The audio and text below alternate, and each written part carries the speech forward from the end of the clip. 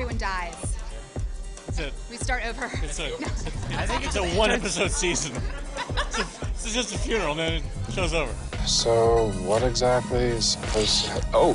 You tell stories differently on TV, and it was really interesting to see them break it apart and then reassemble it as a story that has all these mini arcs and then forms a big season-long arc. Sort of fascinating. It's great material. You know, it's rich. It's like we could sometimes create a whole hour out of one paragraph. It's really intense, it's really crazy, and you know, granted it is a demon and is a god, but we don't treat it lightly. We still treat it as if it was, you know, an actual rape, and she was she's a victim, and many people are. You know, we even got involved with RAIN and the Stewart Foundation in LA for victims who could reach out, and you know, Twitter actually went up in crazy spikes, the hotline. So it's good to kind of outreach, and it gives me as an actress and an artist, you know, the ability to reach out to people who have been victims and give them the space to talk about it.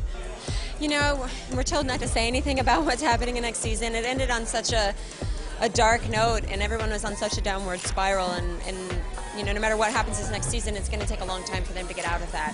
I actually don't know the full fate of Alice anymore, because they keep stuff from us too, and it's been a journey. As we go, we find out. But you know, I'm here, but I don't think fans are going to expect. I think they're going to be pleasantly surprised when they see what happens.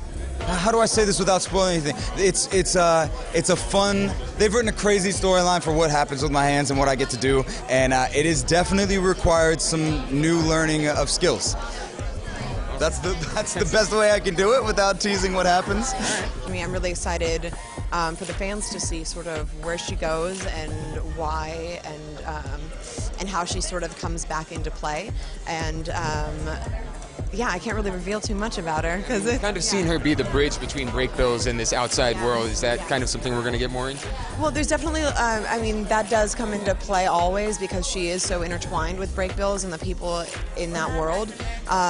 So yes and no, because we go off into fillery a lot this year, and so there's you'll see a lot more fillery in sort of that magical world and what that entails. So My life, it doesn't work. Nothing's ever fixed that. Well, I can't tell you that much, and I also honestly don't know that far ahead. I've read the first few episodes. I guess it's important to say that the marriage at the end of season 1 is an arranged marriage, you know, and it's sort of the beginning of like a kind of medicine for Elliot in terms of teaching him about a greater responsibility and a higher purpose that isn't, you know, unfortunately that involves, you know, turning off a lot of his very human impulses and sort of more debaucherous tendencies. I can't really share anything, you know, it leaves off with everybody dead and in a very dark place.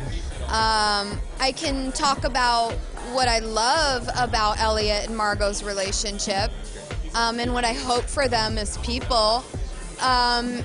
You know, towards the end of the season, you saw them sort of be forced to have a human interaction and to be honest and to be more revealing than they would ever normally be because they were put in such an extreme situation. And that was really fun to play, and I would love to explore more of Margot, you know, sort of letting her guard down and coming into her own, you know, despite her love for Elliot, but without Elliot. That would be interesting. It would be interesting to see how she exists in the world without him.